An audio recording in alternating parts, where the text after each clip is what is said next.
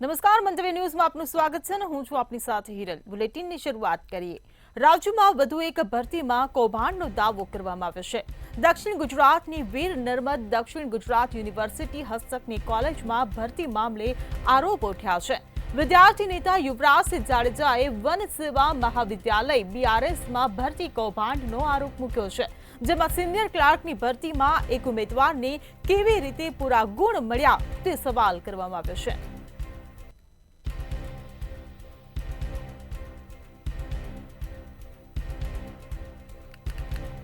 તો રાજ્યમાં વધુ એક ભરતી કૌભાંડ ઉજાગર થયું છે।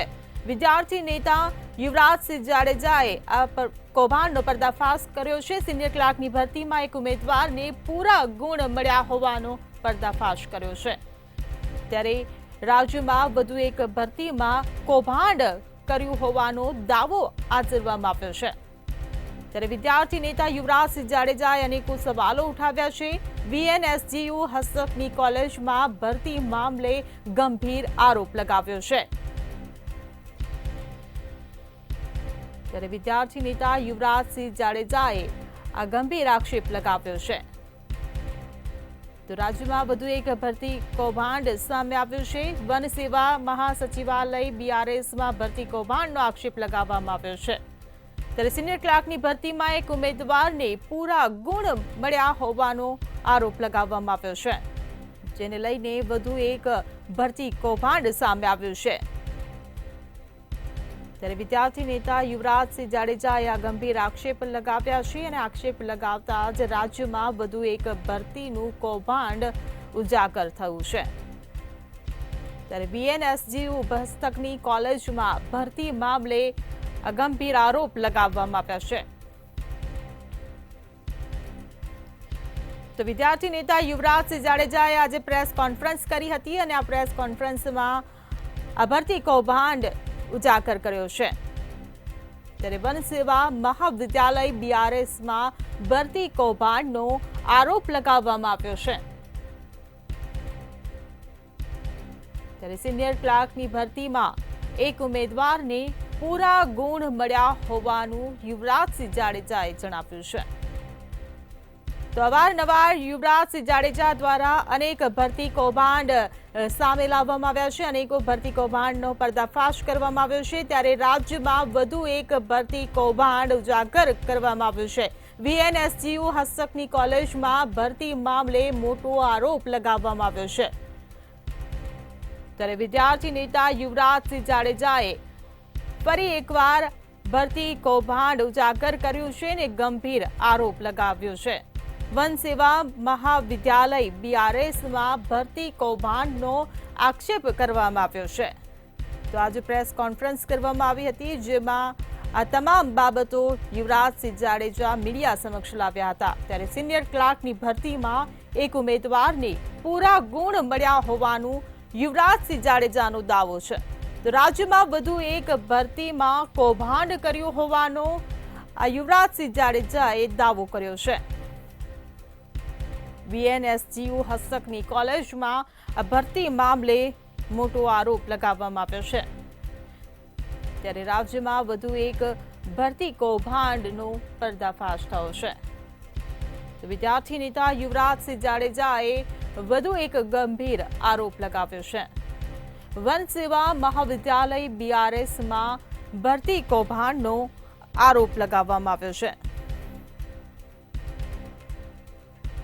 ત્યારે સિનિયર ક્લાર્કની ભરતીમાં એક ઉમેદવારને પૂરા ગુણ મળ્યા હોવાનો વિદ્યાર્થી નેતા યુવરાજસિંહ જાડેજાએ ગંભીર આક્ષેપ કર્યો છે, જેને લઈને રાજ્યમાં વધુ એક ભરતીમાં કૌભાંડ કર્યું હોવાનો દાવો જે યુવરાજસિંહ જાડેજા કરી રહ્યા છે, જેને લઈને આજે એક પ્રેસ કોન્ફરન્સ યોજવામાં આવી હતી। તમામ પુરાવાઓ સાથે વિદ્યાર્થી નેતા યુવરાજસિંહ જાડેજાએ આ તમામ બાબતો મીડિયા સમક્ષ મૂકી હતી। ત્યારે વીએનએસજીયુ યુનિવર્સિટી હસ્તકની કોલેજમાં વધુ એક ભરતી કૌભાંડ ઉજાગર થયું છે। વન સેવા મહાવિદ્યાલય બીઆરએસમાં ભરતી કૌભાંડનો આરોપ લગાવવામાં આવ્યો છે। ત્યારે અનેકો સવાલો વિદ્યાર્થી નેતા યુવરાજસિંહ જાડેજાએ ઉઠાવ્યા છે। સિનિયર ક્લાર્કની ભરતીમાં એક ઉમેદવારને પૂરા ગુણ મળ્યા હોવાનો તેમણે દાવો કર્યો છે. ત્યારે વીર નર્મદ દક્ષિણ ગુજરાત યુનિવર્સિટી સુરત સંલગ્ન ગ્રામ સેવા સભા ધરમપુર સંચાલિત વન સેવા મહાવિદ્યાલય BRS કોલેજમાં આ ભરતી કૌભાંડનો આક્ષેપ કરવામાં આવ્યો છે. ત્યારે અવારનવાર ભરતી કૌભાંડ ઉજાગર કરનાર વિદ્યાર્થી નેતા યુવરાજસિંહ જાડેજાએ વધુ એક રાજ્યમાં ભરતી કૌભાંડનો પર્દાફાશ કર્યો છે. વન સેવા મહાવિદ્યાલય BRSમાં ભરતી કૌભાંડનો ગંભીર આક્ષેપ કરવામાં આવ્યો છે. ત્યારે સિનિયર ક્લાર્કની ભરતીમાં એક ઉમેદવારને પૂરા ગુણ મળ્યા હોવાનો વિદ્યાર્થી નેતા યુવરાજસિંહ જાડેજાએ દાવો કર્યો છે, જેને લઈને રાજ્યમાં વધુ એક ભરતીમાં કૌભાંડ થયું હોવાનો પર્દાફાશ થયો છે. તો એક પછી એક ભરતી કૌભાંડ સામે આવી રહ્યા છે. ત્યારે રાજ્યમાં વધુ એક ભરતી કૌભાંડ સામે આવ્યું છે. VNSU હસ્તકની કોલેજમાં આ ભરતી કૌભાંડ મામલે આક્ષેપ કરાયા છે. ગુજરાતની અંદર સરકારી ભરતી પ્રક્રિયામાં વધુ એક કૌભાંડ થયા હોવાનો દાવો વિદ્યાર્થી નેતા યુવરાજસિંહ તરફથી કરવામાં આવે છે. વીર નર્મદ યુનિવર્સિટીમાં સિનિયર ક્લાર્કની પરીક્ષા ભરતી માટે જે પરીક્ષા લેવામાં આવી હતી તેમાં કૌભાંડ થયા હોવાના આક્ષેપ કરવામાં આવ્યા હતા. આજે પત્રકાર પરિષદની અંદર યુવરાજસિંહે એવો દાવો કર્યો હતો કે આ ભરતી માટે જે દાવેદારી કરી હતી તે જયદીપસિંહ પરમાર નામના વ્યક્તિએ જે પ્રશ્નપત્ર લખ્યું જે 210 માર્ક્સનું હતું તેની અંદર સામે તેના જવાબ પણ 210 માર્ક્સના આવ્યા હોવાનું, એટલે કે 210 માંથી 210 માર્ક્સ પૂરા મળ્યા હતા, જે શંકાના દાયરામાં છે. એટલું જ નહીં, આન્સર કીમાં પણ ખોટા જે જવાબો હતા તેને સાચા ઠેરવવામાં આવ્યા હોવાના આક્ષેપ કર્યા હતા. એટલું જ નહીં, જે ઉમેદવાર જયદીપસિંહ પરમાર છે તેના પિતાને રાજકારણ સાથે પણ લેવા દેવા અને સંકળાયેલા હોવાનો આક્ષેપ યુવરાજસિંહ તરફથી કરવામાં આવ્યો હતો. વીર નર્મદ યુનિવર્સિટીમાં સિનિયર ક્લાર્કની ભરતી કૌભાંડ બાબતે અનેક ખુલાસા અને પુરાવા તેમને પત્રકાર પરિષદમાં આપ્યા હતા.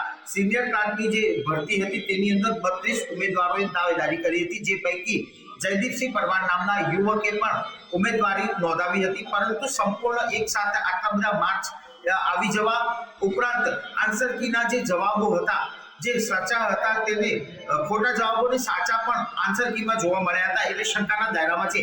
આ બાબતે રાજ્ય સરકાર નિષ્પક્ષ તપાસ કરે અને જેની OMR સીટ છે તેને FSLમાં મોકલવા માટે સરકાર પ્રયાસ કરે તેવી અપીલ પણ કરી હતી.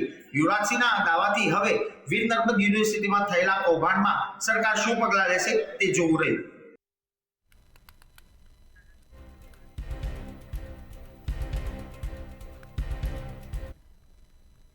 ગાંધીનગરમાં બનેલ પોલીસ સ્ટેશનનું રાજ્યના પોલીસ વડા વિકાસ સહાયે ઉદ્ઘાટન કર્યું છે. ત્યારે SMCના નવા પોલીસ સ્ટેશનના ઉદ્ઘાટનમાં જ પ્રથમ ફરિયાદ દાખલ થઈ હતી. કુખ્યાત બુટલેગર વિનોદ સિંધી અને આંશુ અગ્રવાલ સામે ફરિયાદ નોંધવામાં આવી હતી. 10 જેટલા આરોપીઓ સામે ગુજસીટોકનો ગુનો દાખલ કરવામાં આવ્યો છે. છેલ્લા 10 વર્ષોમાં બનાસકાંઠા, પાટણ, મહેસાણામાં ગુના નોંધાયા હતા. ત્યારે સાબરકાંઠા, અમદાવાદ અને ગાંધીનગરમાં 500 જેટલા પ્રોહિબિશનના ગુના નોંધાયા છે.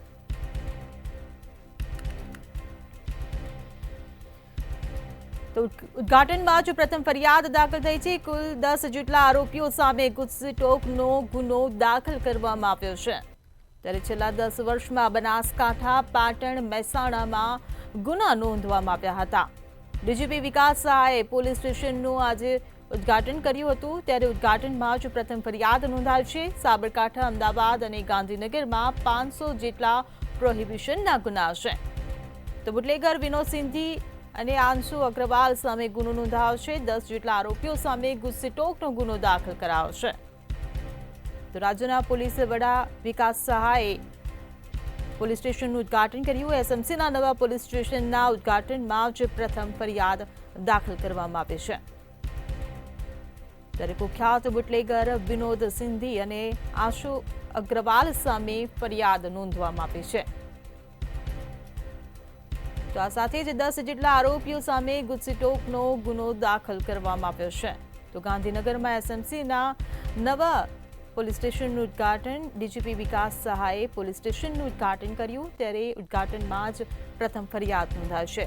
જોકે છેલ્લા 10 વર્ષમાં બનાસકાંઠા, પાટણ, મહેસાણામાં ગુના નોંધાયા હતા.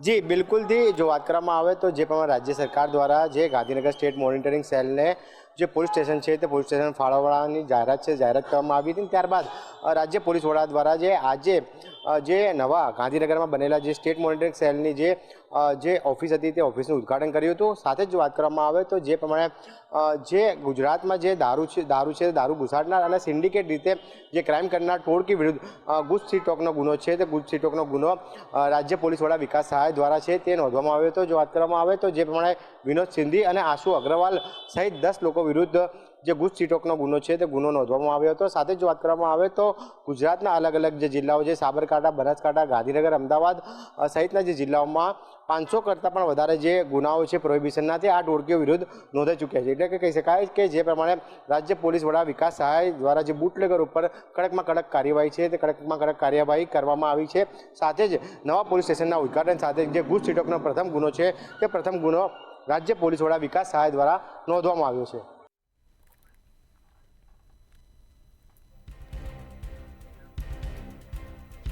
સ્થાનિક સ્વરાજ્યની ચૂંટણી નજીક આવી રહી છે ત્યારે જૂનાગઢ ભાજપના પૂર્વ કોર્પોરેટરે અપક્ષમાંથી ફોર્મ ભર્યું છે.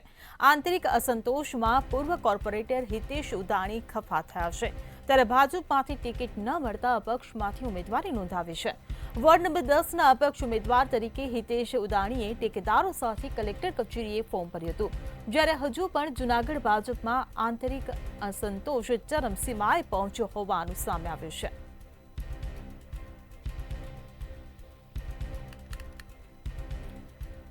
તો આંતરિક અસંતોષમાં અપક્ષ ઉમેદવારી નોંધાવાય છે. ભાજપમાંથી ટિકિટ ન મળતા અપક્ષમાંથી ઉમેદવારી નોંધાવી.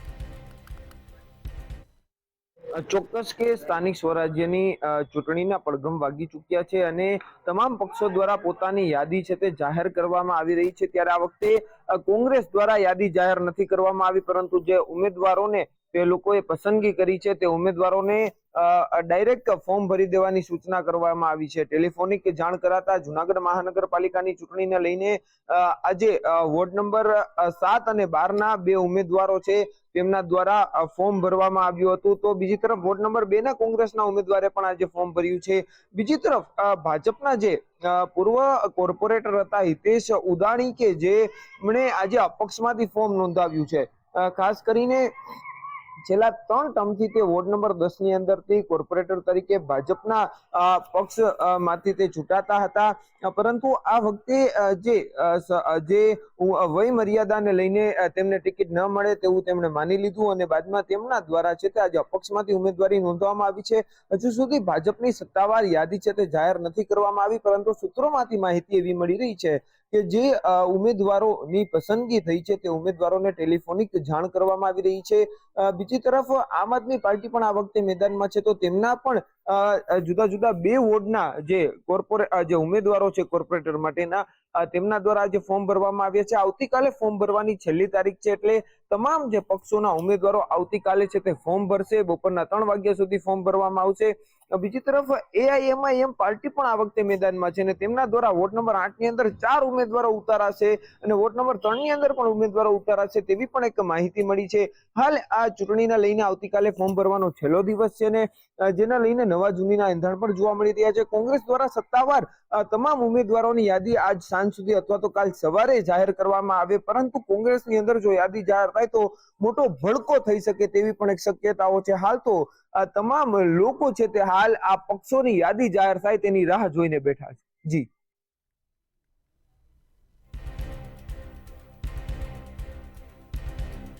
તો આંતરિક અસંતોષમાં અપક્ષ ઉમેદવારી નોંધાવવામાં આવી છે.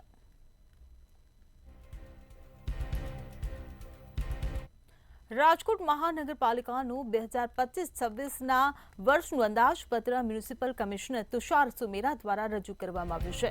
સ્ટેન્ડિંગ કમિટી સમક્ષ ₹3112.29 કરોડનું બજેટ રજૂ કરવામાં આવ્યું છે.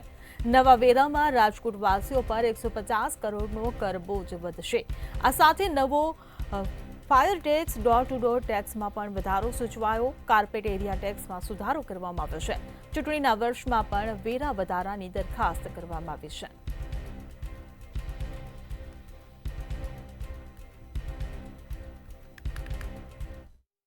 રાજકોટ મહાનગરપાલિકા દ્વારા આજરોજ ડ્રાફ્ટ બજેટ છે તે રજૂ કરવામાં આવ્યું. ખાસ તો મહાનગરપાલિકાના કમિશનર તુષાર સુમેરા દ્વારા સ્ટેન્ડિંગ સમક્ષ આ ડ્રાફ્ટ બજેટ રજૂ કરવામાં આવ્યું.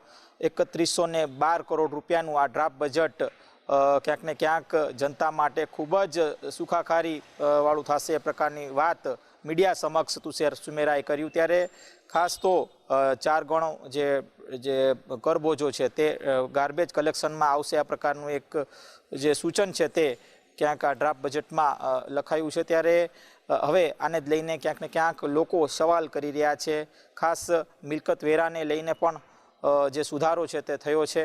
એટલે આ આગામી સમયમાં જ્યારે ચૂંટણી આવી રહી છે ત્યારે ક્યાંક ને ક્યાંક મિલકત વેરામાં વધારો અને ખાસ તો જે ગાર્બેજ કલેક્શનમાં જે વધારો છે તેને જ લઈને હાલ લોકો ક્યાંક આ જે ડ્રાફ્ટ બજેટને લઈને પોતાનું જે પોતાની જે વાત છે તે કરી રહ્યા છે કે આ ડ્રાફ્ટ બજેટમાં જ્યારે ચૂંટણી આવી રહી છે ત્યારે શા કારણે આ પ્રકારનું જે ડ્રાફ્ટ બજેટ છે તે રજૂ કરવામાં આવે છે, આવી વાત ક્યાંક લોકો કરી રહ્યા છે. ત્યારે ચોક્કસથી અનેક આવા જે સુધારા વધારા છે ડ્રાફ્ટ બજેટમાં રજૂ કરવામાં આવ્યું છે. એટલે કે રાજકોટ આગામી સમયમાં એક સુવિધાયુક્ત રાજકોટ બને આ પ્રકારની માહિતી ક્યાંક રાજકોટ મહાનગરપાલિકાના કમિશનર દ્વારા આપવામાં આવી.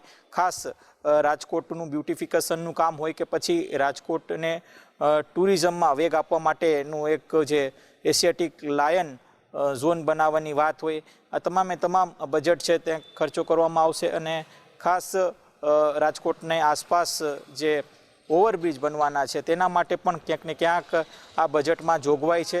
આ સાથે જે અગ્નિકાંડની ઘટના ઘટી હતી ત્યારબાદ હવે નવા સ્ટેશન એટલે કે રાજકોટને નવા ફાયર સ્ટેશન મળશે, એટલે કે 8થી વધુ ફાયર સ્ટેશન મળશે. આવી પણ એક વાત ક્યાંક રાજકોટ મહાનગરપાલિકા દ્વારા કરવામાં આવી. એટલે કે આ ફાયર સ્ટેશનમાં જે ફાયરની જે સુવિધા હોય તેમાં પણ વધારો કરવામાં આવશે. આ સાથે સ્ટાફ પણ વધારવામાં આવશે. એટલે કે પહેલા તબક્કામાં 600થી વધુ સ્ટાફ છે તે ભરવામાં આવશે. આમ કરીને 1200 જેટલો જે સ્ટાફ છે તે ખાસ તો ફાયર ને લઈને ક્યાંક ને જે ભરવામાં આવશે. એટલે કે રાજકોટમાં ફાયરને લઈને ટેક્સ પણ ક્યાંક ઉઘરાવવામાં આવશે. આવી પણ જે ડ્રાફ્ટ બજેટમાં ક્યાંક સૂચવાયું છે. ત્યારે ચોક્કસથી આ ડ્રાફ્ટમાં અનેક વાત ક્યાંક ને ક્યાંક લોકોના ગળે નથી ઉતરી રહી. ત્યારે બીજી બાજુ આ જે ડ્રાફ્ટ બજેટ છે આ ડ્રાફ્ટ બજેટને લઈને હવે આગામી સમયમાં સ્ટેન્ડિંગમાં નિર્ણય લેવામાં આવશે. જી.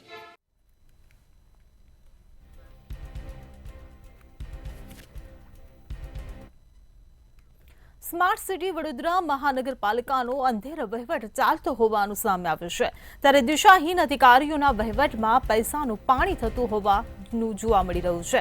ફતેગંજ બ્રિજ નીચે પ્રદૂષણયુક્ત જગ્યામાં ગેમ ઝોન બનાવવા આવશે. ત્યારે બ્રિજની બંને બાજુ ટ્રાફિકથી ધમધમતો રોડ અને મધ્યમાં ગેમ ઝોન બનાવ્યો છે. ગેમ ઝોનમાં રમવા જતા બાળકો અકસ્માતનો ભોગ બને તેવી આશંકાઓ સેવાઈ રહી છે. ગેમ ઝોનમાં કેરમ, ચેસ, ટેબલ ટેનિસ જેવી રમત રમવાની વ્યવસ્થાઓ છે, પરંતુ રમતો શીખવાડવા માટે કોચની કોઈ વ્યવસ્થા જ નથી કરવામાં આવી. તેમજ ગેમ ઝોનમાં પીવાના પાણી કે શૌચાલયની વ્યવસ્થા ન હોવાનું સામે આવ્યું છે. સ્માર્ટ સિટીનો અંધેર વહીવટ. સ્માર્ટ સિટીમાં દિશાહીન તંત્રના પાપે વડોદરા શહેર ખડોદરા બની ચૂક્યું, વિકસિત ભુવા નગરી બન્યું, તેમજ માનવ સર્જિત પૂર આવ્યું. વડોદરા મહાનગરપાલિકામાં દિશાહીન અધિકારીઓના પાપે એવા બ્રિજ પણ બન્યા કે જેના પર ટ્રાફિક સંચાલન કરવું પડે. વડોદરા શહેરમાં ફોલ્ટી ડિઝાઇનના બ્રિજ બનાવનાર રવિ પંડ્યાએ ફરીથી પોતાનું દિશાહીન નજરાનું પેશ કર્યું છે ફતેગંજ બ્રિજની નીચે.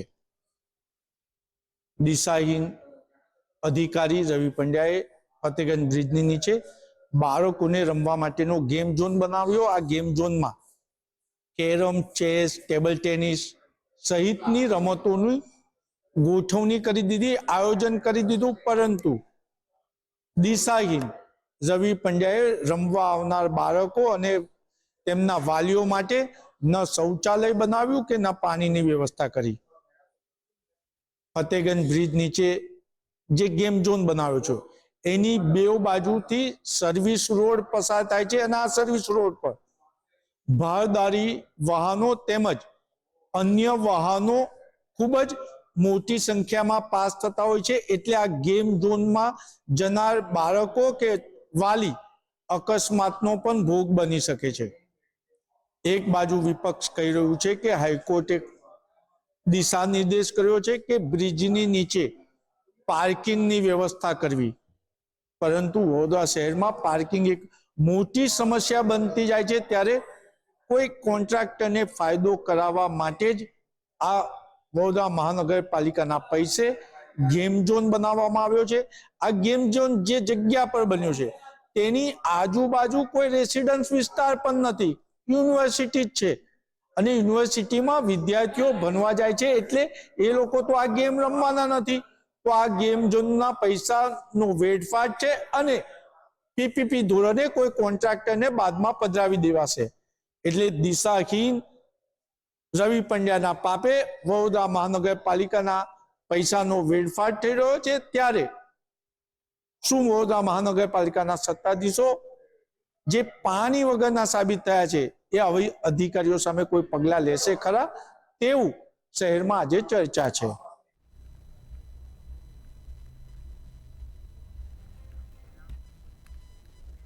અમદાવાદ મહાનગરપાલિકાને માત્ર 2500ની વસ્તી ધરાવતી ખેડા જિલ્લાની ગ્રામ પંચાયતે નોટિસ ફટકારી છે. 80 લાખની વસ્તી ધરાવતી અમદાવાદ મહાનગરપાલિકાને મહેમદાવાદ તાલુકાની જિંજર ગ્રામ પંચાયતે નોટિસ ફટકારી છે. મહાનગરપાલિકાએ રાસ્કા કેનાલ બનાવ્યા બાદ વર્ષ 2018થી લઈ આજ દિન સુધી ₹1,15,14,373નો જિંજર ગ્રામ પંચાયતમાં ટેક્સ ભર્યો નથી.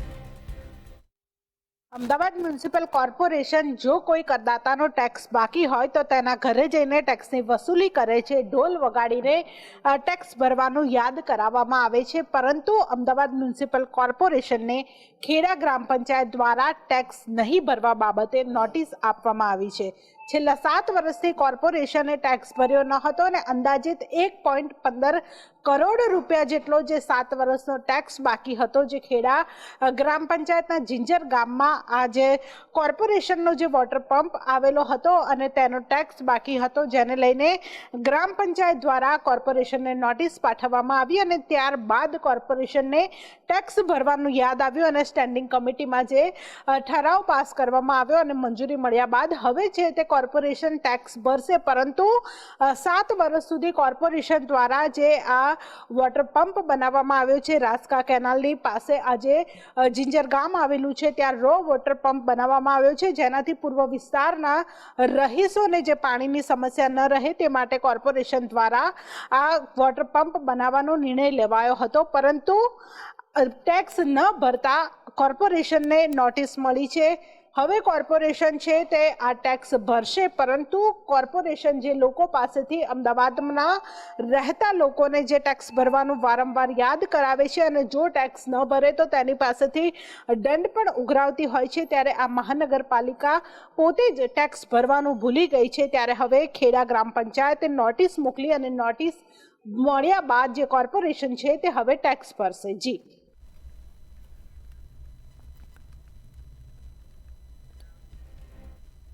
મહેસાણા શહેરી વિકાસ અને નાગરિક સુવિધાઓના સંચાલન માટે મનપાના કર્મી સુરતની મુલાકાતે છે, જેમાં કમિશનર અને 2 ડેપ્યુટી કમિશનર સહિત 18 અધિકારીઓની ટીમે સુરત મનપાની 2 દિવસની મુલાકાતે છે.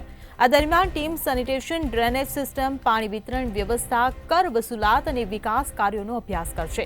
સુરત મનપાની કાર્યપ્રણાલી અને વિવિધ પ્રોજેક્ટ્સનો પ્રત્યક્ષ અનુભવ મેળવશે કે વિવિધ કાર્યોમાં મદદરૂપ થશે. મહેસાણા મહાનગરપાલિકાઓ વધુ સશક્ત વહીવટી સત્તા સાથે કાર્યરત થઈ છે.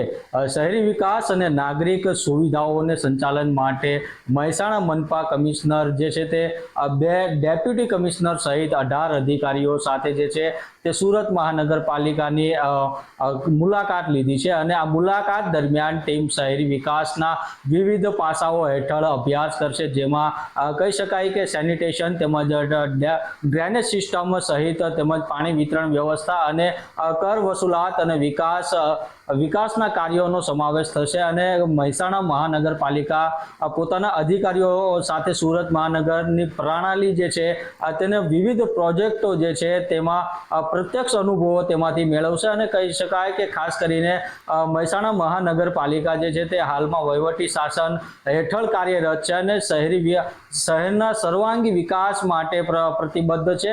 આ તાલીમ કાર્યક્રમ દ્વારા જે છે તે અધિકારીઓ વધુ કુશળ થશે તેમજ પોતાની ફરજો નિભાવશે અને કહી શકાય કે સુરત જેવા શહેરી વિકાસના જે કામો થયા છે તેમાં તેઓ અનુભવ મેળવીને પોતાની જે મહેસાણા મહાનગરપાલિકા જે છે તેમાં પોતાના કાર્યો માટે વધુ કુશળ બનશે।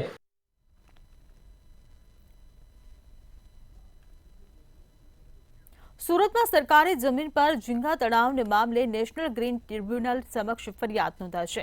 કોંગ્રેસે કહ્યું છે કે 10,000 કરોડની સરકારી જમીન પર ગેરકાયદે ઝીંગા તળાવો બનાવેલા છે, જેમાં સરકારી અધિકારી કર્મચારીઓ ભાગીદાર હોવાના આક્ષેપ પણ કર્યા છે। ગુજરાતમાં ભૂપેન્દ્ર દાદાનું બુલડોઝર ફરે છે તો પછી સુરતમાં કેમ ઉલટી ગંગા વહે છે જેવો સવાલ કોંગ્રેસી અગ્રણી દર્શન નાયકે ઉઠાવ્યો છે। સુરત શહેર અને જિલ્લાના કેટલાક દરિયાઈ વિસ્તાર ખાતે ગેરકાયદેસર રીતે ઝીંગા તળાવ બાંધી દેવામાં આવ્યા છે। 10,000 કરોડથી વધુનો ગેરકાયદેસર વેપાર થઈ રહ્યો છે। ખેડૂતોને ભારે નુકસાન થઈ રહ્યું છે, છતાં પણ આ ગેરકાયદેસર ઝીંગા તળાવની ઉપર કોઈ કામગીરી કે તંત્ર દ્વારા કોઈ એક્શન નહીં લેવાતો હોવાની પણ વાત ચર્ચાઈ રહી છે। ખાસ કરીને સુરત શહેર અને જિલ્લાની અંદર જે રીતે ગેરકાયદેસર ઝીંગા તળાવો બાંધી દેવામાં આવ્યા છે એનાથી એક મોટું નુકસાન તો છે, સાથે સાથે ગેરકાયદેસર રીતે જે સરકારી જમીન હોય એની ઉપર પણ દબાણ કરવામાં આવી રહ્યું છે। સરકારી વીજ અને સિંચાઈ તંત્રની કચેરી તથા ચૂંટાયેલા પ્રતિનિધિઓ પર બળાપો કાઢી રહ્યા છે। આ ઝીંગા તળાવને કારણે વીજ અને પાણીની ચોરી થઈ રહી હોવાથી ઝીંગા ઉછેરની લહાણીઓ જે છે ખેડૂતોને ઠેંગો જેવી હાલત થઈ ગઈ છે। ખેડૂતો સિંચાઈના પાણી માટે વિકટ સ્થિતિમાં મુકાય છે, ત્યારે ઝીંગા ઉછેરનારાઓ જુએ એટલું પાણી મળી જતું હોય છે। વ્યવસ્થા ખુદ સરકારી અધિકારીઓ અને ચૂંટાયેલા પ્રતિનિધિઓ ઉપલબ્ધ કરી આપે છે। સરકારી જમીન ઉપર દબાણ કરવા ખુદ રીતે જે ઝીંગા તળાવ બાંધવામાં આવી રહ્યા છે એનો પ્રશ્ન વિધાનસભામાં પણ ઉઠાવવામાં આવ્યો હતો, છતાં પણ તંત્રના અધિકારીઓ જાણે ચૂપ્પી સેવી બેઠા છે। હવે આવનારા દિવસોની અંદર ખરેખર ખેડૂતોનું થતું આ નુકસાન અટકાવશે કે માત્ર મોટી મોટી વાતો થશે એ જોઈશું।